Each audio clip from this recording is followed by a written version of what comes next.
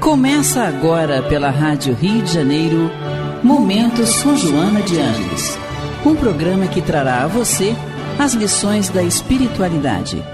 Produção e apresentação, Maria de Fátima Miranda. Amigos ouvintes da Rádio Rio de Janeiro, que Jesus nos envolva, nos conduza. Estamos de volta para o nosso estudo da obra da Joana, através da mediunidade de Divaldo Pereira Franco. Estamos estudando o livro Plenitude, na companhia de Eduardo Araújo. Isso. E Renato Souza. Renato Souza, né? Então, que tenhamos um estudo esclarecedor e que possamos passar uma semana de paz ao longo dos dias. Vamos lá. Estamos iniciando um novo capítulo, né? A abertura do capítulo, ela faz sempre traz um parágrafo, né? Um preâmbulo de alguma obra. E aqui, ela neste de hoje, que é o capítulo 12, Sofrimento ante a morte. Isso. E ela nos traz a seguinte mensagem, abrindo o capítulo: os mensageiros da morte. Todos aqueles que, imprudentes, não atentam para quando aparecem os mensageiros da morte, durante muito tempo sentirão a dor, habitando algum corpo-forma inferior. Mas todos os homens bons e santos, ao verem os mensageiros da morte, não agem impensadamente, mas dão ouvidos ao que a nobre doutrina diz.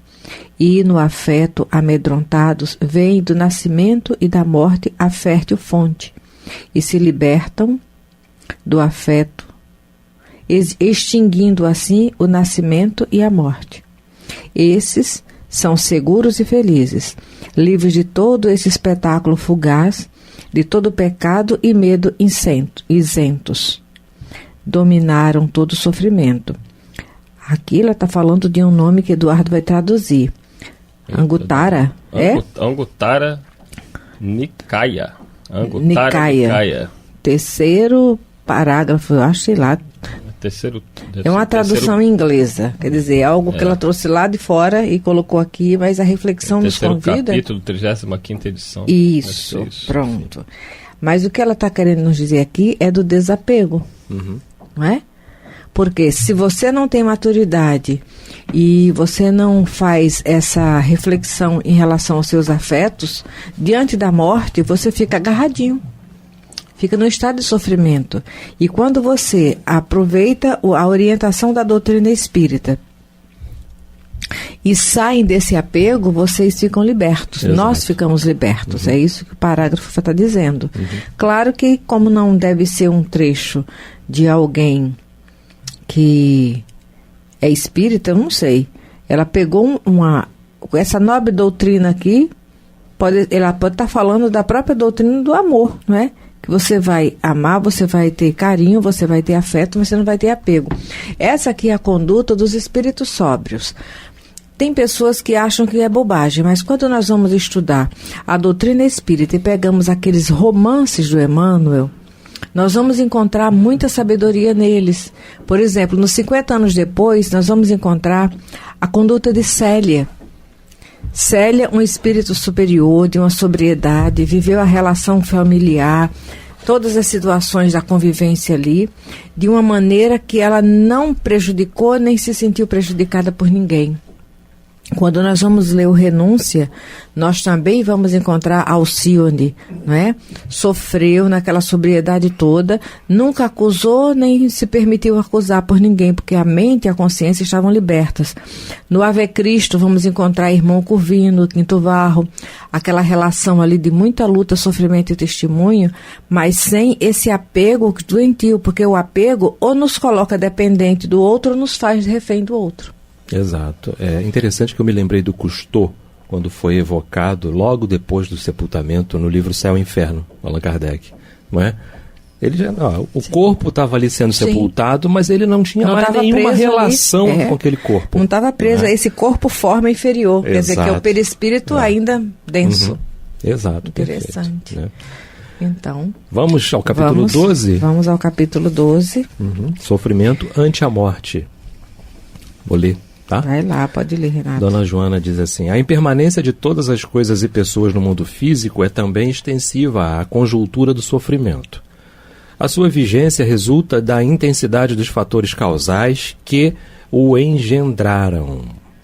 O campo de energia afetado, no caso das doenças, terminada a prova ou a expiação que depuram, recompõe-se facultando o equilíbrio.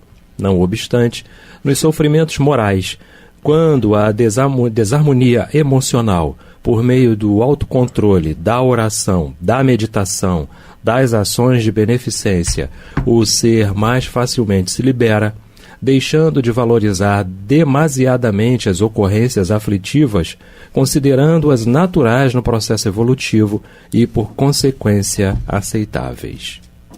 A aceitação do sofrimento é o passo decisivo para a liberação dele, enquanto a rebeldia produz efeito totalmente contrário. A gente conversou outras vezes sobre isso aqui em outros programas, né? Com relação à questão de você se revoltar diante de alguma coisa. Isso só vem agravar realmente a sua situação, né? É o espernear, né? É daquilo que você está sentindo passando. Um desconforto, fica esperneando, você fica se maltratando, Exato. Desgastando energia. Uhum. Muita gente pode pensar assim, mas a dor é necessária, o sofrimento é opcional. Mas muitas vezes os espíritos utilizam esses termos como sinônimos. Né? Aqui, por exemplo, ela está colocando que a aceitação do sofrimento. Uhum. Ela está utilizando como um sinônimo de dor, porque né? é um detalhe seguinte, o que é o sofrimento básico? É o momento de crise.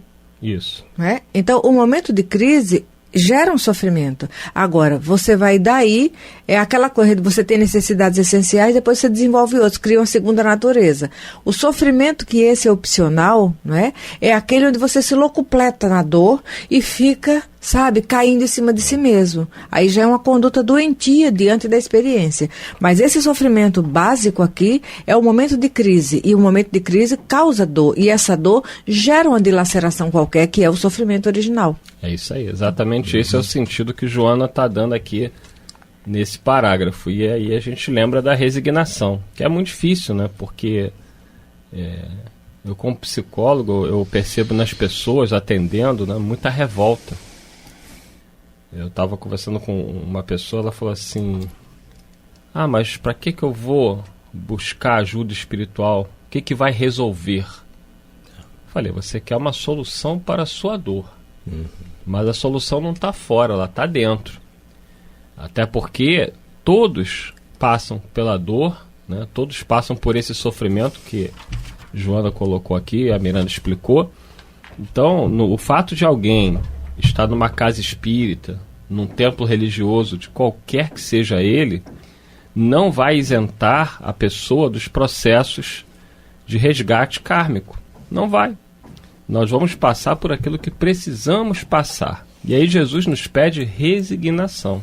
O que é resignação? Resignação não é você simplesmente abaixar. Essa aceitação que Joana fala não é aquele derrotismo. Não quer dizer que você vai abaixar a cabeça, ficar chorando, se lamentando, passivo. Não.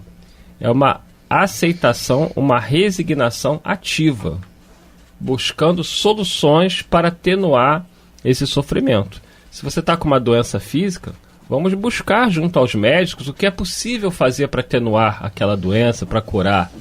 Se é um sofrimento moral, vamos buscar ajuda, vamos buscar a fé, vamos buscar uma terapia, um atendimento fraterno, vamos conversar, vamos nos fortalecer pela prece.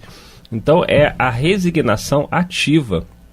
Ficar em casa chorando, se lamentando, se vitimizando, porque é uma característica nossa, nos vitimizarmos. Eu não mereço, tanta gente ruim no mundo, e eu estou passando por isso. Por que Deus está fazendo isso comigo? Eu não mereço passar por isso. Então, será que Chico Xavier diria a mesma coisa? Será que Madre Teresa diria a mesma coisa? Divaldo Maria Franco, de Nazaré. Maria de Nazaré e tantos outros. Quer dizer, por que todos os grandes espíritos que passaram na Terra, eles deram testemunho de resignação diante da dor e do sofrimento, e por que nós vamos achar que nós devemos ser privilegiados? Se nem o Cristo buscou nenhum tipo de privilégio na Terra.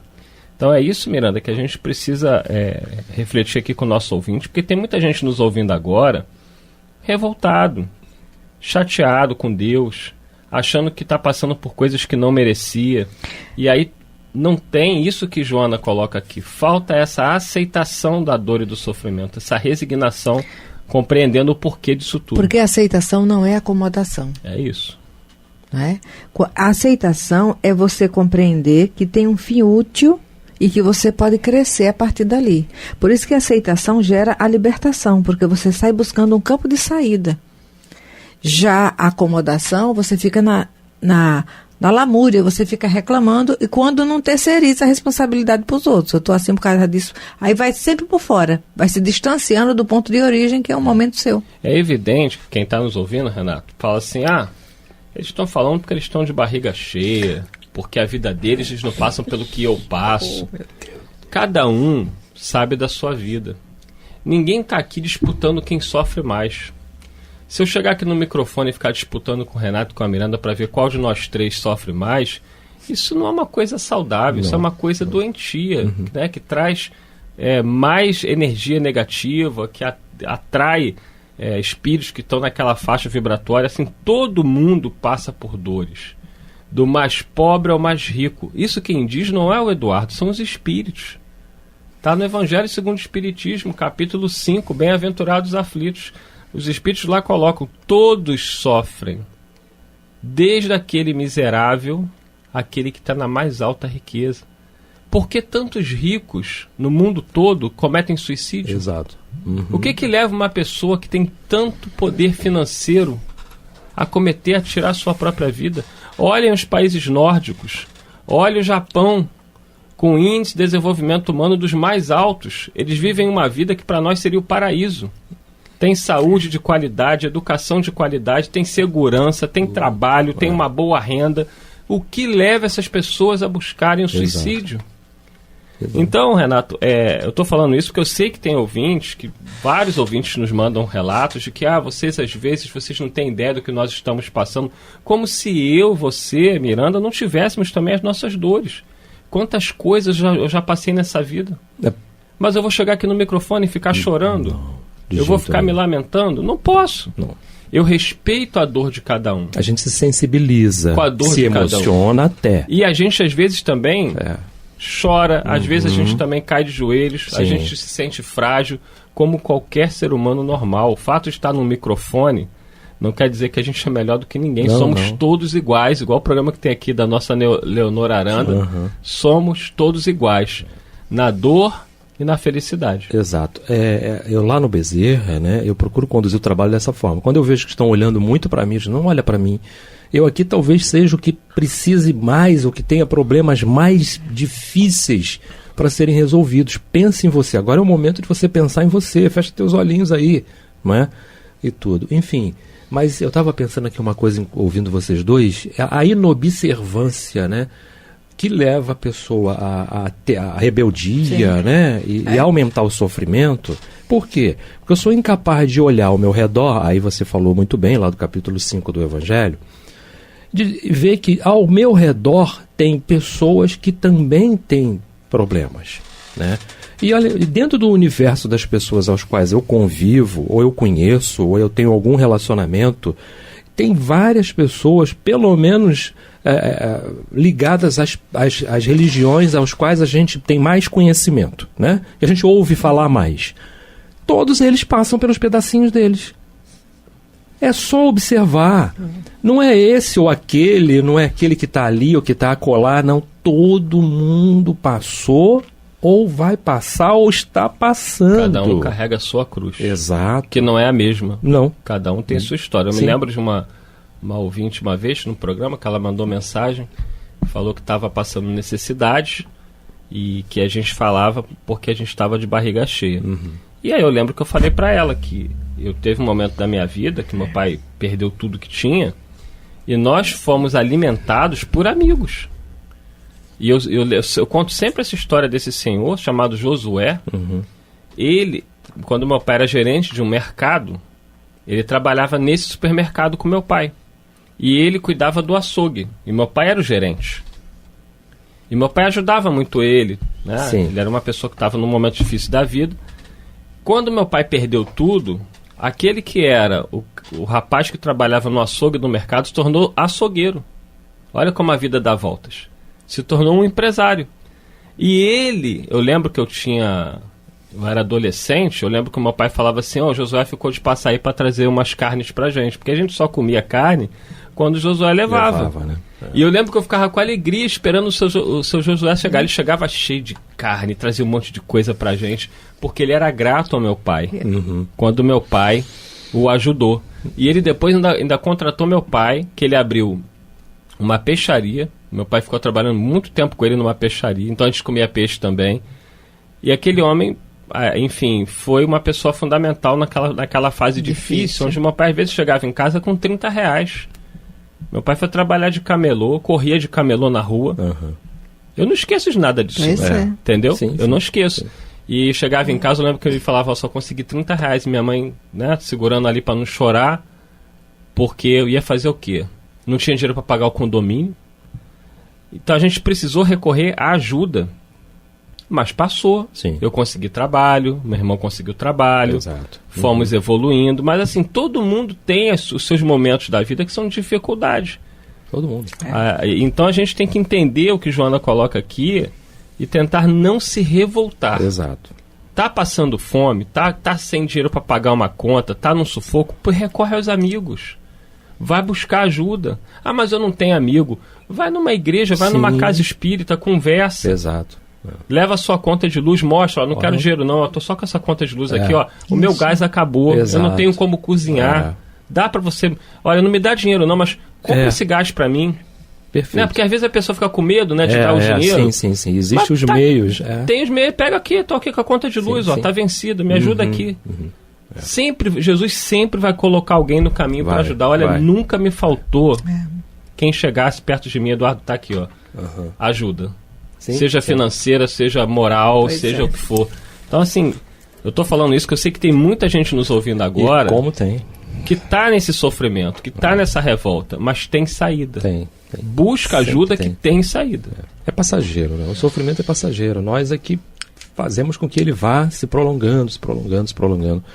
Às vezes por vaidade. Né? E saber buscar ajuda é um aprendizado para nós, não é? Porque todos nós que estamos aqui hoje, independente da situação, estamos vindo de uma jornada de várias encarnações, onde as situações eram diferentes e nós não tínhamos sensibilidade nem maturidade para lidar com a dor do outro, nem avaliar a bênção que nos chegava. Não é? Então, precisamos, de vez em quando, mudar de lado para que esses valores sejam consolidados. Eu quando fui para a 8ª série, na época era a 8ª série, agora vai até o 9º ano, mudou tudo agora, né? Mudou tudo. Eu estava na 8ª série, eu fui trabalhar no escritório de contabilidade e minha mãe foi ao colégio municipal, avisar que eu chegaria num horário, né? Pegaria algumas aulas, mas que a aula de educação física eu não poderia, né? Ela foi pedir uma dispensa para mim naquela ocasião com relação àquela aula, porque era antes do horário da aula. Então eu pegava de 3 às 7 da noite, de 15 às 19, e a aula de educação física era 14 horas. E era bem provável que eu estivesse em trânsito, não conseguiria chegar naquele horário lá. Então eu lembro que os professores falaram com ela assim, eu fui junto com ela na secretaria do colégio. Os professores falaram para ela assim, a Vera, professora de matemática, nossa, sensacional, ela já desencarnou, né? Ela disse assim, mas espera aí, falta 1 ano só. A minha mãe falou, só que eu não tenho mais condições, eu preciso de ajuda, não é? E tudo. E nessa ocasião, aquele escritório de contabilidade era um tio, né? E tudo, só vamos, leva ele para lá, pelo menos meio expediente, ele já vai ganhando alguma coisa, né? E tudo. Então eu consegui ficar naquele escritório 2 meses, depois não deu mais. Aí eu saí do escritório, ela foi lá na secretaria do colégio, retomei aquela aula que faltava, né? E a gente se apertou um pouquinho mais para poder concluir aquele ano. Mas logo depois que terminou, eu fui estudar à noite e fui para o escritório, né? Aprender, trabalhar e tudo mais. Por que tudo isso? Porque a gente não tinha condições. Não tinha. Entendeu? Então, quando você vai vendo tudo isso... Olha, eu falei isso certa vez num estudo lá no Bezerra, logo assim que eu fui para o desenvolvimento mediúnico. Então, eu me lembro que o Vicente, né, a Miranda conheceu o Vicente, eu falei isso lá, eu disse, olha, a gente tinha tão pouco, não é, em relação ao mundo de hoje, mas éramos felizes. Hoje a gente tem tudo na palma da mão de uma certa forma. Você tem um celular que você pode acessar o mundo, Um celular que você pode buscar essa ajuda que o Eduardo falou, né? Contactar um amigo, enfim, né? Você não tem o dinheiro da passagem, você chama um amigo no WhatsApp. Antigamente você não tinha nada disso, né? E ele ficou me olhando e eu falando sobre aquela questão. Enfim, eu não me lembro qual era o tema naquele dia e tudo mais. Então era assim. Nós tínhamos tão pouco. Não tinha geladeira, não tinha televisão. Eu fui ter isso com 10 anos de idade. 8, geladeira, televisão, telefone. Água de moringa. Nossa, é uma delícia a água de moringa. Geladinha, né? Fresquinha. Você pegava a água lá num lugar, um nascedouro, botava assim. Fui criado em cima de pé de amora. Vivia com as mãos e a boca toda avermelhada, toda, né? E tudo. Mas... é isso que eu quero dizer, não é? Então você comprava uma calça comprida uma vez por ano. Comprava o tecido para fazer a calça. Era diferente. Depois que as coisas começaram a melhorar, que eu fui trabalhar, aí sim passei a comprar uma calça de brim. Não é? Opa, já posso comprar uma calça conforme os meus colegas tinham uma calça, né? E tudo. Mas era muita luta. E a gente ali era feliz. Porque feliz. Nós fazemos parte de uma cultura onde trabalhar é castigo e passar por privação é miséria. E não é. Perfeito. Não é. Uhum. Eu lembro sempre o primeiro cardiologista brasileiro a fazer transplante de coração. A história desse homem é belíssima. Ele era do interior de São Paulo, foi para São Paulo, capital, trabalhava como office boy, ralava com muito custo, a mãe com os irmãos lá no interior. O pai não era presente, não é? E ele, com muito custo, conseguiu estudar. Aí foi fazer faculdade. Aí se formou em medicina. Se aperfeiçoou em cardiologia. O primeiro, basta colocar, o primeiro médico cardiologista a fazer transplante de coração no Brasil. Mas o que chamou a atenção da vida desse homem? Porque quando ele estava já no pódio, como o bambambam em cardiologia e transplante, ele de 15 em 15 dias ia para a cidade do interior e no domingo ele ficava no posto de saúde para atender quem procurasse ele gratuitamente. Entendeu? Porque essa compreensão da vida e dos valores reais nos dá libertação. Perfeito. Uhum. Essa é a aceitação. Uhum. Aceitação não é dizer, eu coitadinho nasci assim, vou crescer assim, não vou sair daqui. Isso é acomodação, isso é vitimização, isso é fuga de si mesmo. A aceitação é enfrentamento com compreensão de valores e superação. Você falou uma outra coisa super importante, que é a questão da aceitação. Não é isso aí. Olha, não é que a gente não quisesse e não tivéssemos até feito por onde, dentro das nossas possibilidades, para adquirir esse ou aquele conforto. Não é? Só que não foi possível. Não é? E é isso a gente tudo precisa tem sua entender. hora. E não ficava revoltado, nem foi roubado de ninguém, nem cobiçava de ninguém. Não, porque nos momentos mais difíceis, e eu já grande e tudo, né, minha mãe dizia assim, senta aqui, amanhã é outro dia. Não é? Então ela pegava o Evangelho segundo o Espiritismo lá, a história, amanhã é outro dia. Quem tiver em casa, né, ou poder adquirir, comprem livros que contem a história de Chico Xavier. Exato. Olha a história desse homem. Todas as lutas que ele enfrentou desde a infância até chegar onde chegou. Uhum. Passou necessidade, sofreu violências, trabalhou em 3 empregos ao mesmo tempo para poder sustentar a família, porque só ele estava trabalhando.